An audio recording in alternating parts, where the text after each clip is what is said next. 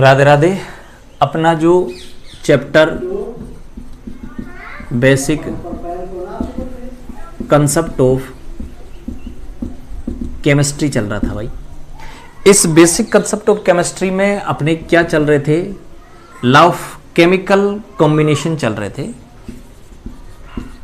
Law of chemical combination चल रहे थे। और in law of chemical combination में अपन ने 3 नियम पढ़ लिए थे। चौथा नियम आज अपन यहां पढ़ रहे हैं भाई। कौन सा पढ़ रहे हैं चौथा नियम? यहां पढ़ रहे हैं अपन चौथा नियम, लॉ ऑफ रेसिप्रोकल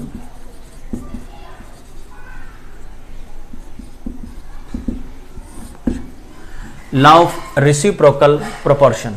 ठीक है भाई। तो ये जो रेसिप्रोकल प्रोपोर्शन का जो लॉ है, ये देखिए, सबसे पहले मैं बताऊं कि ये दिया किसने था।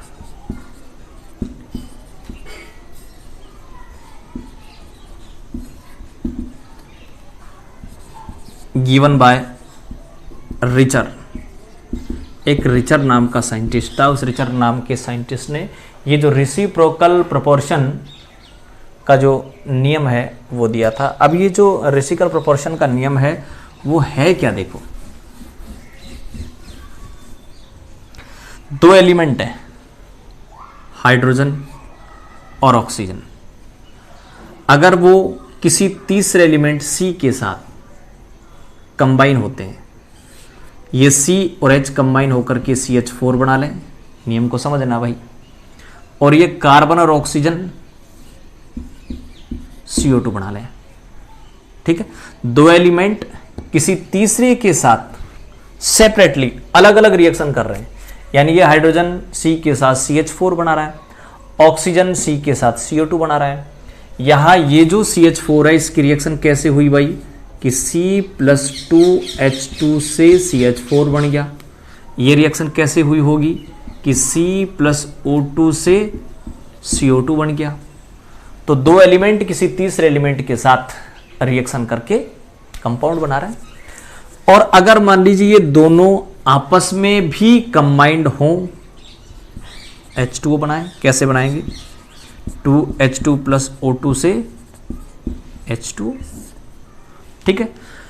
2 एलिमेंट किसी तीसरे के साथ मिल रहे हैं, तो इन दोनों में आप यहां हाइड्रोजन और ऑक्सीजन के मास का रेशियो निकाल लें। वो रेशियो यहां पर या तो वही होगा, सेम होगा, और अगर सेम नहीं होगा तो वो सिंपल मल्टीपल होगा। सेम होगा या सिंपल मल्टीपल होगा। दोबारा ध्यान दें, 2 एलिमेंट किसी तीसरे एलिमेंट के साथ सेपरेटली कंबाइन हो रहे हैं, ठीक है, या 2 एलिमेंट किसी तीसरे के साथ मिलकर 2 कंपाउंड बना रहे हैं और आपस में भी कंपाउंड बना रहे हैं, तो यहां इस हाइड्रोजन और ऑक्सीजन का जो मास का रेशियो है, द्रव्यमान का रेशियो है, द्रव्यमान का जो अनुपात है, या तो सेम रहेगा यहां पर, या फिर सिंपल मल्टीपल होगा। एग्जाम्पल इसको आगे देता हूं, देखो बाबू। ठीक है। और एग्जाम्पल क्या लेते हैं कि ये हाइड्रोजन और ये ऑक्सीजन और ये कार्बन, ये हाइड्रोजन इस कार्बन के साथ CH4 बनाता है, ये ऑक्सीजन इस C के साथ CO2 बनाता है। तो 2 एलिमेंट किसी तीसरे एलिमेंट के साथ अलग अलग संयोग कर रहे हैं, ठीक है, और आपस में भी संयोग कर रहे हैं। इस CH4 की बात कर रहा हूं, CH4 की बात कर रहा हूं। C+2H2 से CH4, कार्बन कितना? 12। एक हाइड्रोजन का 1 होता है, 4 हाइड्रोजन है 4। अब मैं बात करता हूं CO2 की, तो C+O2 से CO2, कार्बन 12, ऑक्सीजन 32। तो इस संयोग में अपन हाइड्रोजन का और ऑक्सीजन का द्रव्यमान का अनुपात निकालते हैं। तो H व O के द्रव्यमानों का अनुपात क्या होगा, इन दोनों की जो द्रव्यमान है उनका अनुपात होगा भाई हाइड्रोजन और ऑक्सीजन। हाइड्रोजन का कितना है 4, ऑक्सीजन का कितना है 32, 1:8। तो जब CH4 बन रहा है और CO2 बन रहा है तो हाइड्रोजन और ऑक्सीजन के द्रव्यमान का अनुपात होगा कितना 1:8। ठीक है भाई। और अगर मान लो यहां मैं अब इस H2O में निकालूं तो 2H2 प्लस O2 से 2H2। अब ये जो संयोग है इस संयोग में इस हाइड्रोजन और ऑक्सीजन का अनुपात या तो यही रहेगा या सरल गुणक होगा। देखते हैं यही रहता है या सरल गुणक रहता है। यही रहता है तो भी नियम प्रूफ, ठीक है, और सरल गुणक होता है तब भी प्रूफ। तो देखते हैं 4 हाइड्रोजन 4 अनुपात ऑक्सीजन कितना 32, 1:8। सही है भाई। तो ध्यान दें कि यहां पर 2 एलिमेंट किसी तीसरे एलिमेंट के साथ अलग अलग संयोग करें या आपस में भी संयोग करें तो यहां पर इस हाइड्रोजन और ऑक्सीजन का जो द्रव्यमान का जो अनुपात है वो यहां पर और यहां पर या तो सेम रहेगा या सरल। नियम यहां लेते अपन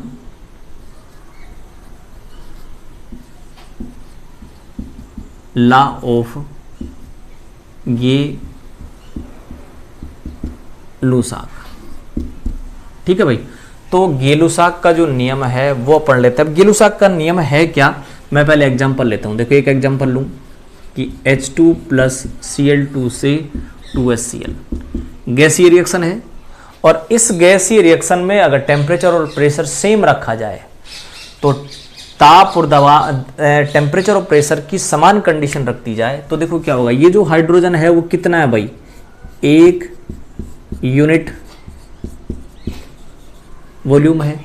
क्लोरीन भी कितना है 1 यूनिट वॉल्यूम है और HCl कितना है 2 यूनिट वॉल्यूम है। तो यहां पर ये जो नियम था ये नियम किसने दिया भाई गेलुसाक ने। अब गेलुसाक क्या कह रहा है कि अगर गैसीय रिएक्शन है तो इन गैसीय रिएक्शन में अगर टेम्परेचर और प्रेशर सिमिलर है तो टेम्परेचर और प्रेशर अगर समान है तो ताप दाब की समान कंडीशन में टेम्परेचर एंड प्रेशर की सिमिलर कंडीशन में इसका एक आयतन इसका एक आयतन इसके 2 आयतन, यानी यहां पर जो रेशो ऑफ वॉल्यूम है वो रेशो ऑफ वॉल्यूम क्या है बताए यहां 1:1:2। ठीक है, ये 1:1:2 क्या है बताएं। ये है आपके पास क्या सिंपल होल नंबर रेशो है। तो गेलुसाक ये कहता है भाई कि अगर टेम्परेचर और प्रेशर की सिमिलर कंडीशन हो तो गैसीय अभिक्रियाओं में जो रिएक्टेंट और प्रोडक्ट है ये क्या कहलाएंगे बताएं। ये रिएक्टेंट है, ये क्या होंगे बताओ, ये प्रोडक्ट है। तो ये जो रिएक्टेंट और प्रोडक्ट है इनके वॉल्यूम सिंपल होल नंबर होंगे। इनका जो रेशो है वो सिंपल होल नंबर रेशो होगा। क्या वॉल्यूम का जो रेशो है वो क्या होगा सिंपल होल नंबर होगा। ठीक है भाई, सिंपल होल नंबर होगा। दोबारा देखें, टेम्परेचर और प्रेशर की अगर सिमिलर कंडीशन हो तो किसी भी गैसीय रिएक्शन में रिएक्टेंट और प्रोडक्ट के जो वॉल्यूम है उनका जो रेशो है वो सिंपल होल नंबर रेशो होगा। टेम्परेचर और प्रेशर की सिमिलर कंडीशन में किसी भी गैसीय रिएक्शन में रिएक्टेंट और प्रोडक्ट की जो वॉल्यूम का रेशो है वो सिंपल होल नंबर में होगा। ठीक है ना भाई, जो रेशियो है वो किस में होगा सिंपल होल नंबर में होगा। ये देखें आप एग्जांपल H2 प्लस Cl2 से 2HCl बना रहा हूं तो हाइड्रोजन का 1 यूनिट वॉल्यूम, Cl2 का 1 यूनिट वॉल्यूम, इसका 2 यूनिट वॉल्यूम, तो यहां पर रेशियो ऑफ वॉल्यूम क्या है, बोलो, 1:1:2। ठीक है भाई, तो ये जो अनुपात है ये है क्या, सिंपल होल नंबर रेशियो है, सिंपल होल नंबर रेशियो है। और एग्जांपल अपन यहां देखें, पहला एग्जांपल ये हो गया, दूसरा एग्जांपल लेता हूं सिंपल होल नंबर रेशियो। एक एग्जांपल और ले लूं मैं, N2 प्लस O2 से 2NO, N2 का 1 यूनिट वॉल्यूम, O2 का 1 यूनिट वॉल्यूम, और NO का क्या बढ़ा रहे हैं, 2 यूनिट वॉल्यूम। ठीक है, तो यहाँ 1 यूनिट है, यहाँ एक आयतन है, ये भी एक आयतन है, ये 2 आयतन है। ठीक है, तो यहां पर जो रेशियो ऑफ वॉल्यूम है वो रेशियो ऑफ वॉल्यूम क्या है बताएं, 1:1:2। अब ये जो 1:1:2 है ये भी क्या है बताएं, सिंपल होल नंबर रेशियो है। क्या है, सिंपल होल नंबर रेशियो है। तो ये N2 और 2 मिलकर के NO बना रहे हैं, ये भी क्या है बताएं, एक सिंपल होल नंबर रेशियो है। ठीक है, और अगर आप एग्जांपल देखना चाहें तो और एग्जांपल देखें यहां, जैसे सपोज N2 प्लस 3H2 से 2NH3 बन रहा है, 1 यूनिट वॉल्यूम, यहां पर 3 यूनिट वॉल्यूम, और यहां पर 2 यूनिट वॉल्यूम। अब यहां पर जो रेशियो ऑफ वॉल्यूम है वो क्या है बताएं, 1:3:2। क्या है ये भी एक सिंपल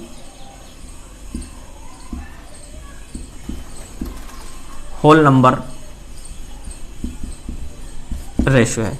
ये अपना हो गया आज का जो दूसरा नियम है, उसके एग्जाम्पल गैलुसाक का जो आयतन संबंधित नियम है उसका। ठीक है भाई, जो गैसीय वॉल्यूम का जो रूल है गैलुसाक का वो हो गया। अगला नियम देखते हैं अपन, आज का थर्ड नियम। तो अपन आज का जो तीसरा जो अपना लो है वो है एवोगैड्रो लो, या जो एवोगैड्रो है उसकी हाइपोथेसिस क्या है, उसकी परिकल्पना क्या है। ठीक है, तो एवोगैड्रो की परिकल्पना क्या है, देखो उसकी बात अपन करें तो एवोगैड्रो क्या कहता है भाई, कि अगर मान लीजिए मैं एक कोई रिएक्शन लिखता हूँ एक, कि H2 प्लस Cl2 से 2HCl। ठीक है भाई, तो यहाँ पर इस H2 का कितना है बताएं, 1 यूनिट वॉल्यूम है, इसका भी 1 यूनिट वॉल्यूम है,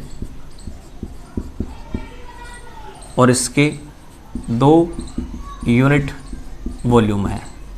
ये एक रिएक्शन अपनी देख ली अपने। थोड़ी देर पहले गैलुसाक क्या कह रहा था, गैलुसाक कह रहा था कि ये जो आयतन है, वॉल्यूम है, ये सरल अनुपात होंगे, छोटी पूर्ण संख्याओं में होंगे, सिंपल होल नंबर रेशियो होंगे, छोटी पूर्ण संख्याएं। ठीक है, छोटी पूर्ण संख्याओं के अनुपात में होंगे। तो अब मैं क्या करूं यहां पर भाई, कि अगर मैं ये कहूं आपको कि 1 यूनिट, चलो मैं एक चीज बताऊं, मैं देखो यहां पर भी 1 यूनिट वॉल्यूम है, यहां पर भी 1 यूनिट वॉल्यूम है। तो एवोगैड्रो ये कह रहा है कि इसमें और इसमें, इन दोनों में वॉल्यूम सेम है। अगर इन दोनों का वॉल्यूम सेम है तो इन दोनों में नंबर ऑफ मॉलिक्यूल भी सेम होंगे, यानी जितने मॉलिक्यूल्स हाइड्रोजन के यहां हैं उतने ही मॉलिक्यूल यहां Cl2 के कंबाइन होंगे। ठीक है भाई, यानी अगर इसका 1 यूनिट वॉल्यूम है, इसका भी 1 यूनिट वॉल्यूम है, तो इसके और इसके नंबर ऑफ मॉलिक्यूल सेम होंगे। ये एवोगैड्रो का नियम है। टेम्परेचर और प्रेशर की सिमिलर कंडीशन होनी चाहिए। तो टेम्परेचर प्रेशर की अगर कंडीशन सिमिलर है तो ध्यान रखना एक निश्चित वॉल्यूम में, एक निश्चित आयतन में अणुओं की संख्या समान रहती है। यहाँ 1 यूनिट वॉल्यूम है, यहाँ भी 1 यूनिट वॉल्यूम है, तो इसमें जितने मॉलिक्यूल्स होंगे उतने ही मॉलिक्यूल्स इसमें होंगे। वॉल्यूम अगर सेम है तो उसमें नंबर ऑफ मॉलिक्यूल्स भी सेम होंगे, अणुओं की संख्या भी समान होगी। ठीक है भाई। अगर मैं आपसे यहां ये कहूं एक बात कि यहां अगर मान लीजिए एक यूनिट वॉल्यूम में n मॉलिक्यूल्स हैं,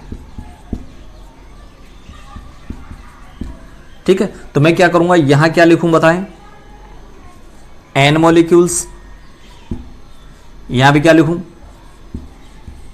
n मॉलिक्यूल्स, और यहां 2 यूनिट है, एक यूनिट में n मॉलिक्यूल्स हैं तो 2 यूनिट में क्या हो जाएंगे, 2n मॉलिक्यूल्स हो जाएंगे। ठीक है, और मैं अगर लिखूं मान लो कि n इक्वल 1 मॉलिक्यूल हो तो n की जगह मैं 1 रख दूं तो यहां कितना हो जाएगा बताएं, n इक्वल 1 रख दूं तो यहां कितना हो जाएगा, 1 मॉलिक्यूल्स, इसका भी 1 मॉलिक्यूल्स, HCl का कितना बनाएंगे, 2 मॉलिक्यूल्स, यानी हाइड्रोजन का 1 मॉलिक्यूल, क्लोरीन का 1 मॉलिक्यूल मिलकर के HCl के 2 मॉलिक्यूल बना रहे हैं। ठीक है भाई, तो ये अपने पास हो गया आवोगाद्रो लॉ। अब इस आवोगाद्रो लॉ की एक चीज बताऊं आपको मैं, ये जो आवोगाद्रो लॉ है, इस आवोगाद्रो लॉ का एप्लीकेशन क्या है कि आप मान लीजिए किसी का भी मॉलिक्यूलर फॉर्मूला निकाल सकते हैं। यहां ये जो हाइड्रोक्लोरिक एसिड बना था, इस हाइड्रोक्लोरिक एसिड का आप मॉलिक्यूलर फॉर्मूला निकाल सकते हैं। कैसे, 1 मॉलिक्यूल्स है, मतलब यहां मान लो 2 मॉलिक्यूल्स बन रहे हैं, अगर यहां 2 मॉलिक्यूल्स नए बना करके मेरे को 1 ही मॉलिक्यूल बनाना होता तो 1 मॉलिक्यूल मेरे को अगर यहां बनाना होता तो क्या करता बताएं, मैं इसको मैं क्या कर लेता, आधा एटम कर लेता, इसको भी क्या कर लेता, आधा एटम कर लेता, आधा मॉलिक्यूल सॉरी, हाफ मॉलिक्यूल्स कर लेता, इसको भी हाफ मॉलिक्यूल्स कर लेता। ठीक है, और क्या हो जाता, इसका 1 मॉलिक्यूल बन जाता।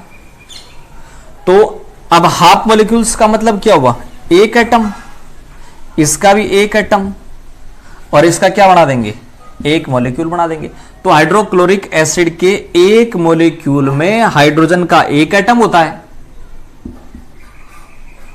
क्लोरीन का 1 एटम होता है, तो ये क्या हो गया इसका, ये हो गया इसका क्या, मॉलिक्यूलर फॉर्मूला, मॉलिक्यूलर फॉर्मूला। दोबारा एक एग्जांपल देखते हैं, देखें दोबारा समझाता हूं बात को कि क्या बात हो गई यहां।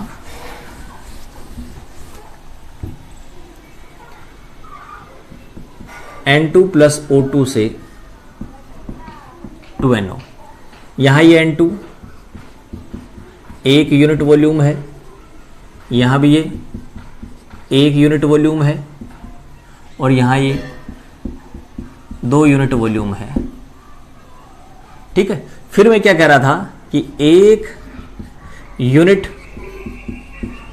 वॉल्यूम में यदि n मॉलिक्यूल्स हुए तो n मॉलिक्यूल्स हुए तो यहां क्या करूंगा बताओ मैं, n मॉलिक्यूल, यहां पर भी n मॉलिक्यूल, और यहां 2 यूनिट मॉलिक्यूल्स है तो यहां क्या आ जाएगा बताओ, 2 मॉलिक्यूल,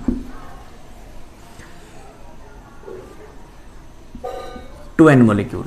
अब मैं क्या कह रहा था, n बराबर 1 कर दो आप, n बराबर 1 करोगे तो यहां क्या आ जाएगा, 1 अणु, 1 अणु, और यहां पर भी 1 2 अणु या 2 मॉलिक्यूल्स। अब यहां पर मैं अगर 2 मॉलिक्यूल्स नए बना करके 1 मॉलिक्यूल ही बनाना अगर मैं चाहूं इस नाइट्रिक ऑक्साइड का, तो इसको क्या करना पड़ेगा, मेरे को आधा मॉलिक्यूल करना पड़ेगा, और इसको भी मेरे को आधा मॉलिक्यूल करना पड़ेगा। ठीक है भाई, और आधा मॉलिक्यूल्स का मतलब मैं 1 एटम लिख दूं, इसमें भी आधा मॉलिक्यूल्स का मतलब 1 एटम लिख दूं, तो 1 एटम नाइट्रोजन का, 1 एटम ऑक्सीजन का मिलकर के क्या बना रहे हैं बताओ, 1 मॉलिक्यूल्स ऑफ नाइट्रिक ऑक्साइड बना रहे हैं। तो ये जो नाइट्रिक ऑक्साइड है इसका फार्मूला क्या होगा, नाइट्रोजन का 1 एटम, ठीक है, ऑक्सीजन का भी 1 एटम, ये लो क्या बन जाएगा, 1 मॉलिक्यूल्स बन जाएगा किसका, नाइट्रिक ऑक्साइड का। तो ध्यान रखना, आप इस एवोगाद्रो हाइपोथेसिस से मॉलिक्यूलर फॉर्मूला निकाल सकते। तो मैंने नाइट्रिक ऑक्साइड का मॉलिक्यूलर फॉर्मूला इससे निकाल लिया है। ठीक है भाई, कैसे निकाला देखो, नाइट्रोजन का 1 यूनिट है, ऑक्सीजन का 1 यूनिट है, नाइट्रिक ऑक्साइड का 2 यूनिट है। अगर मान लीजिए 1 यूनिट वॉल्यूम में n मॉलिक्यूल्स हुए, n मॉलिक्यूल्स को शॉर्ट में MOL लिख रहा हूं भाई मैं, ना। तो 1 यूनिट में n मॉलिक्यूल्स है, या भी 1 यूनिट है n मॉलिक्यूल, 1 यूनिट है n मॉलिक्यूल, 2 यूनिट है 2n मॉलिक्यूल। अब अगर मान लीजिए मैं n बराबर 1 कर दूं तो यहाँ 1 मॉलिक्यूल हो जाएगा, यहाँ भी 1 मॉलिक्यूल हो जाएगा, यहाँ 2 मॉलिक्यूल हो जाएंगे। ठीक है, मैं 2 मॉलिक्यूल न बना करके अगर 1 मॉलिक्यूल बनाना चाहूं तो ये भी सब आधे हो जाएंगे। और आधा मॉलिक्यूल नाइट्रोजन का मतलब होता है 1 एटम, आधे मॉलिक्यूल ऑक्सीजन का मतलब 1 एटम। तो 1 एटम नाइट्रोजन का 1 एटम ऑक्सीजन का मिल करके 1 मॉलिक्यूल नाइट्रिक ऑक्साइड का बना रहे हैं। तो 1 एटम नाइट्रोजन का मतलब N, 1 एटम ऑक्सीजन का मतलब O, तो NO नाइट्रिक ऑक्साइड का फॉर्मूला हो गया। अब अगर मान लो यहां मैं एक एग्जांपल ये लेना चाहूं कि N2 प्लस 3H2 से 2NH3, ये अमोनिया बनाने के हैबर प्रक्रम है। इस अमोनिया बनाने के हैबर प्रक्रम में ये जो NH3 है अमोनिया, इसका मॉलिक्यूलर फॉर्मूला भी इसी के अनुसार अपन निकाल सकते हैं। यहाँ इसका कितना है बताएं, 1 यूनिट वॉल्यूम है, इसका 3 यूनिट वॉल्यूम है, इसका 2 यूनिट वॉल्यूम है। तो यहाँ पर और यहाँ पर इन दोनों में नंबर ऑफ मॉलिक्यूल्स अलग होंगे, इन दोनों में नंबर ऑफ मॉलिक्यूल्स अलग होंगे। क्यों? क्योंकि इन दोनों का वॉल्यूम सेम नहीं है, इन दोनों का वॉल्यूम सेम नहीं है। वॉल्यूम सेम नहीं है तो नंबर ऑफ मॉलिक्यूल्स भी सेम नहीं होंगे। और अगर वॉल्यूम सेम होता तो नंबर ऑफ मॉलिक्यूल्स सेम होते। जैसे मान लीजिए मैं करूं कि H2 प्लस Cl2 से अपन क्या बना रहे थे, 2HCl बना रहे थे। यहाँ इसका 1 वॉल्यूम है, इसका भी 1 वॉल्यूम है, इसका 1 यूनिट वॉल्यूम, इसका 1 यूनिट वॉल्यूम। तो इसमें नंबर ऑफ मॉलिक्यूल्स, इसमें नंबर ऑफ मॉलिक्यूल इक्वल होंगे। ये था आपके पास अवोगाद्रो की परिकल्पना, अवोगाद्रो का नियम। ठीक है भाई, कल अपन अगला जो इसका टॉपिक है वो कर लेंगे। तब तक के लिए नमस्कार भाई।